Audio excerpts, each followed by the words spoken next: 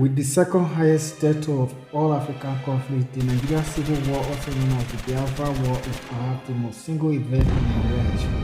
This three-year conflict, which ranged from on the 6th of July 1967 to the 15th of January 1970, would claim the lives of over 100,000 soldiers and another civilians.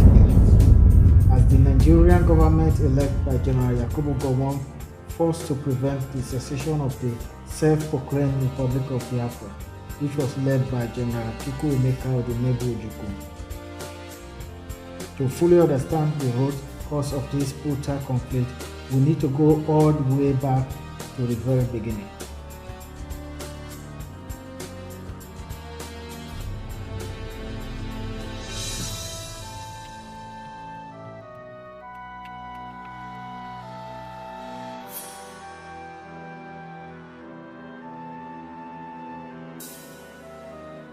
Upon gaining independence from Great Britain in 1960, the newly formed Nigerian Republic was greatly divided as its three largest ethnic groups struggled to live in harmony.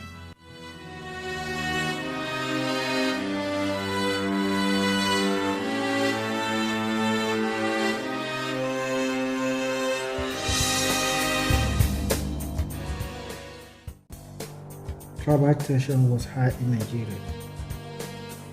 Although there were three major tribes, there were over 250 tribes in the country. After the independence, a lot of stuff started to come out, which under the British rule weren't there, or were there but kind of submerged underneath. Feelings, that ethnicity feelings start to reappear. You know, I'm from North, I'm a Yoruba, I'm a Hausa, I'm an Igbo, you know, that kind of thing started to show up again.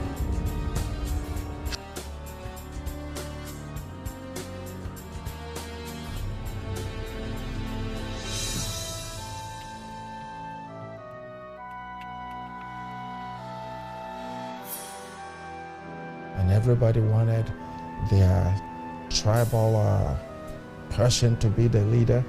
And with that, things did not work out as expected.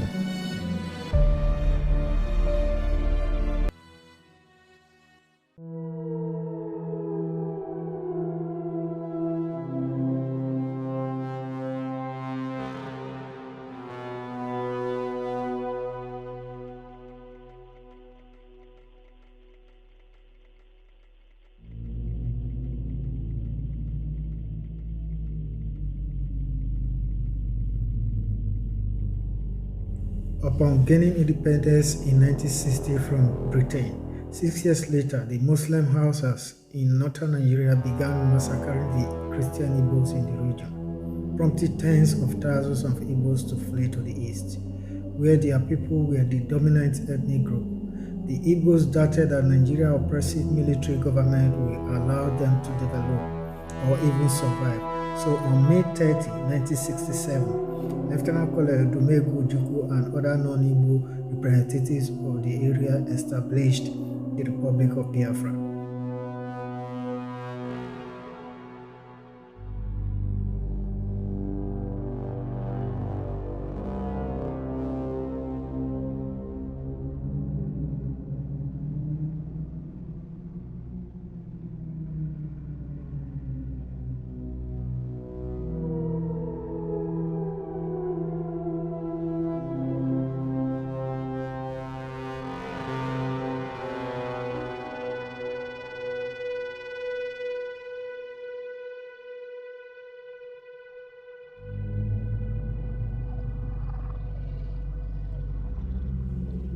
Within 6 years of independence from Great Britain, Nigeria became a cesspool of corruption in its own appointed governments.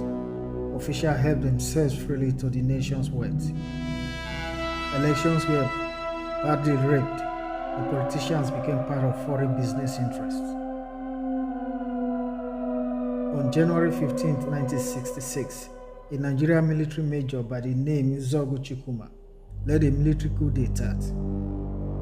Chukwuma Nzogu is an Igbo in southeast of Nigeria.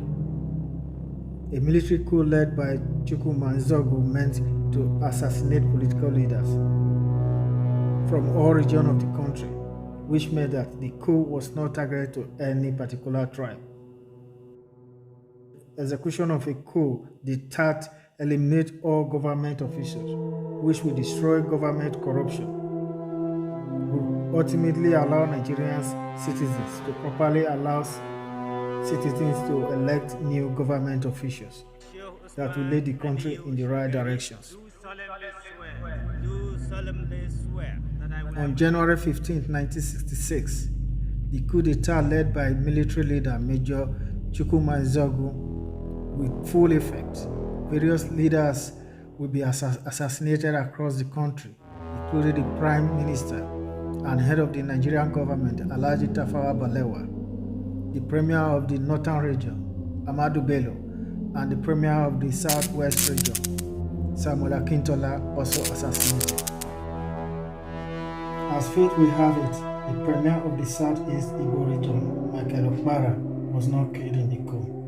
Also, the President of the country, Dr. Nnamdi Azikiwe, was also an Igbo in the Southeast region of Nigeria, was not killed in the coup. After the coup was carried out, a senior Nigerian military officer by the name of Aguiyi Rossi overthrew the rest of this government and became the head of state. Aguiyi Rossi was an Igbo in the southeast of Nigeria.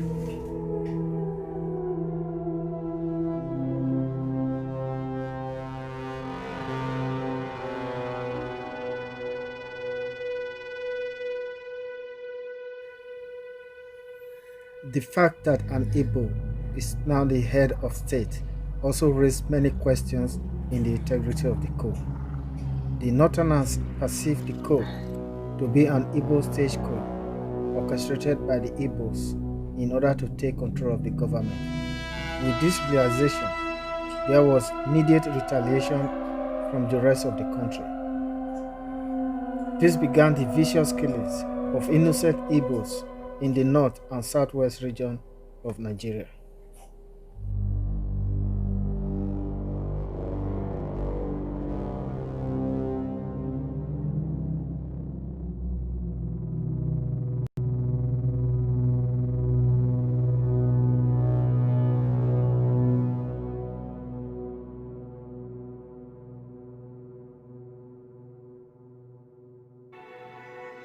The young men who carried out the coup identified leaders that they wanted to kill. Unfortunately, not every one of those leaders was killed, and as a result, some people from other parts of the country decided that their people were in the majority of the people that were killed, and they decided to take revenge. In May of 1966, thousands of innocent Igbo men, women, and children were killed. Innocent Igbo citizens were slaughtered, butchered, burned, shot, and tortured to death all over the country, especially in the north. So the Hausas saw that coup as an Igbo coup, which it wasn't, actually. So for them, it's like loss of power. So they have to do their own coup. They killed Aguiyi Rossi, and that's when Nigeria started to go downhill. From that point on, Nigeria has always gone downhill, has never gotten up again.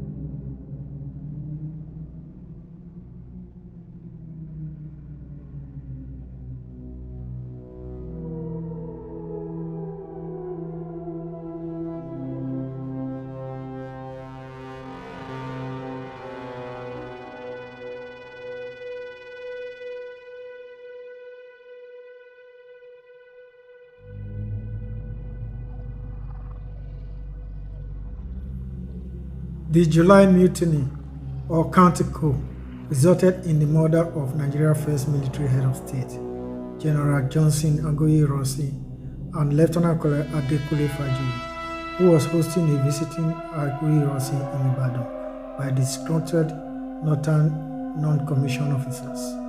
Upon the termination of Rossi's government, Lieutenant Colonel Yakubu Gowon was appointed head of state by the July 1960 coup conspirators.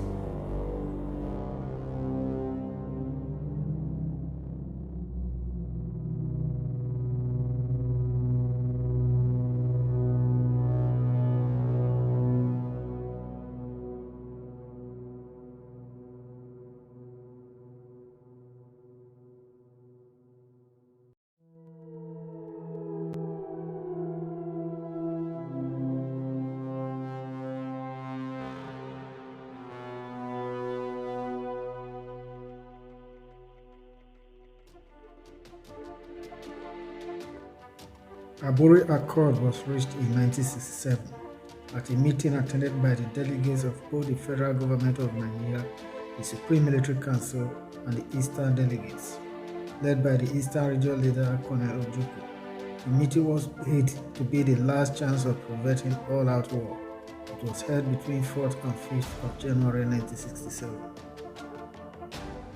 In Abuja, all regional members felt that all the decrees passed since January 15, 1966, and which detracted from previous powers and positions of regional governments, should be repealed if natural confidence is to be restored.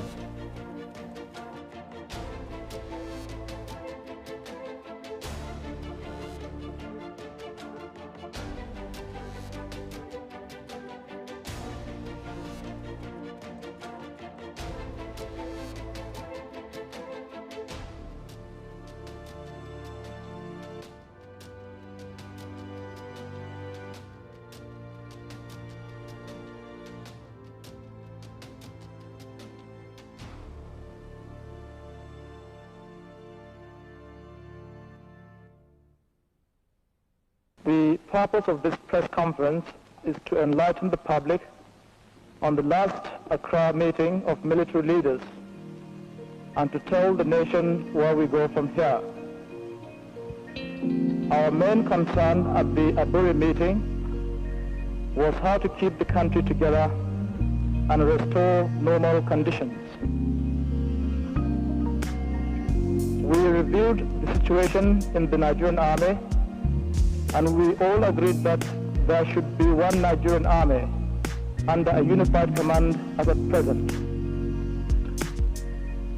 We recognize that in the context of the events of 1966, the most practical way of achieving this aim is to organize the army into area commands. We did not go to Abuja to write a new constitution for Nigeria. The Constitution of Nigeria will be written in Nigeria by Nigerians on the authority of the people of Nigeria.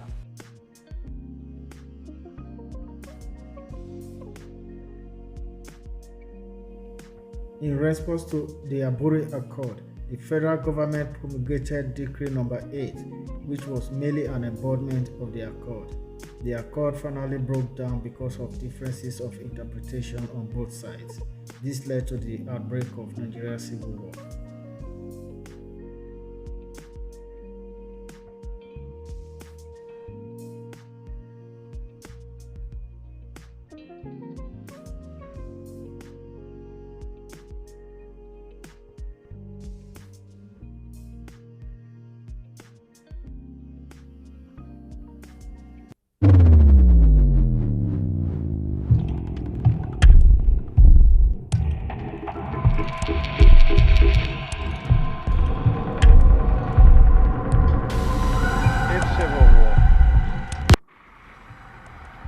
And I do think it is imminent. You're quite right. It will for us be the price of freedom. Our people here have for a long time been prepared for this eventuality, and I am confident of their readiness. I think that when it does come, so the people on the other side would be surprised as to what they're going to get. And I'm confident that it will not last long. I can't say for certain what Lagos has got. when we lost direct contact with Lagos, they had some 4 battalions ill-equipped, and I know that they have been purchasing a lot of arms since, and I know that they have negotiated and received a few armored vehicles. Prior to that, they had some scout cars. I know they have tried to get planes. I am not sure they have got them there. But on our side, we too have not been sitting quietly. There has been quite a lot of build-up. And I think what I have here is sufficient to maintain the integrity of Biafra and more.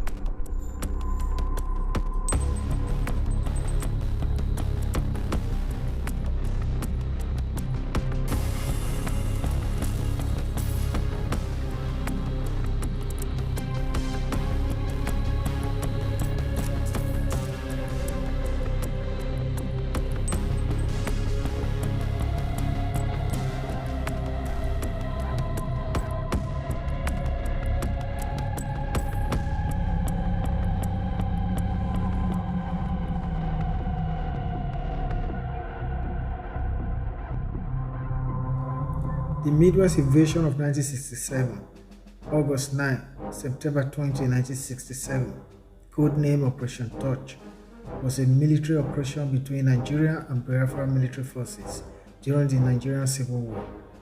The invasion began on August 9 when 3,000 Biafran soldiers led by General Victor Banjo crossed the River Niger Bridge into Asaba. Upon reaching Agbo, the Biafran split up, with the 12th Battalion moving west, capturing Benin City and Ore. The 18th Battalion swung south, taking Warren, Saple, and Ugele, while the 13th Battalion headed north for Auchi, Agenegode, and Okene. Simultaneously, a plot to capture Midwestern Governor David Ejo at his home in Benin failed. Nevertheless, the Biafrans, meeting virtually no resistance, had seized the entire Midwestern region in less than 12 hours. Plans were drawn for the 12th Battalion to continue its advance towards Lagos and Ibadan. However, it was creepily delayed due to argument between Ojukwu and Victor Banjo on whom to appoint as governor of the Midwest, giving enough time for Gowon to assemble a defensive line. In the West also, during the occupation, there was widespread hostility between native Igbo, Isoko, Ujo, and the security people against the occupying Igbo soldiers. Igbo and native militia group launched hit and run and reprisal raids against each other. In an attempt to ease tension, Ojukwu proclaimed the Republic of Benin 1967 under Governor Alberto Okonkwo on September 19, only for Nigerian troops to enter Benin the next day on the 20th, ending the new republic 24-hour span. The Biafran situation rapidly deteriorated following a Nigerian attack by Murtala Muhammad, 2nd Division at Ore, forcing the Biafrans to immediately retreat in a large pincer movement. Another Nigerian force headed south from Auchi towards Benin as Benjamin Adekunle 3rd Marine Commando Division landed at Warri and promptly took Ugele and Sapele. Benin was liberated in a three-pronged attack from north, west, and south, which met little resistance. Biafran troops that were able to retreat fled across the Niger River Bridge into Biafra, destroying it afterward. Those that were caught up abandoned their weapons and uniforms and blended into the civilian population until it was safe to return east.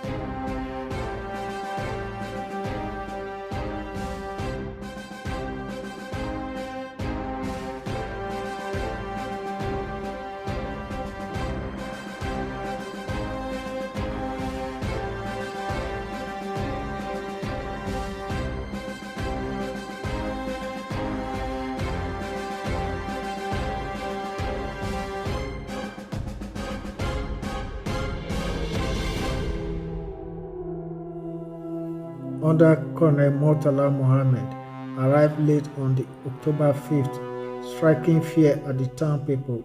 Soldiers began going from house to house, rounding up men and boys suspected to be loyal to Biafrans. I looked around and I saw machine guns being mounted all around us.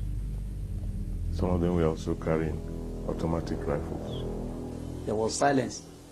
The next thing is, they started shooting.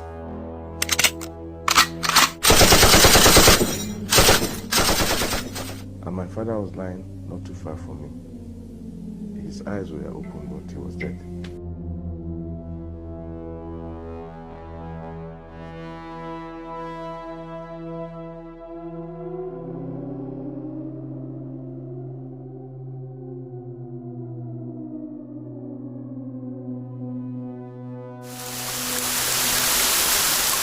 The federal troops entered Asaba around 5th October and began ransacking houses and killing civilians, claiming they were Biafran sympathizers. Reports suggest that several hundred may have been killed individually in groups at various locations in the town. Leaders summoned the town people to assemble on the morning of 7th October, hoping to end the violence through a show of support for one Nigeria. Hundreds of men, women, and children, many wearing the ceremonial Oka Ocha white attire, paraded along the main street, singing, dancing, and chanting one Nigeria. At a junction, men and teenage boys were separated from women and young children and gathered in an open square at Ogbe Osowa village. Federal troops revealed machine guns and orders were given, reportedly by second in command, Major Ibrahim Taiwo, to open fire. That more than 700 men and boys were killed, some as young as 12 years old, in addition to many more killed in the preceding days.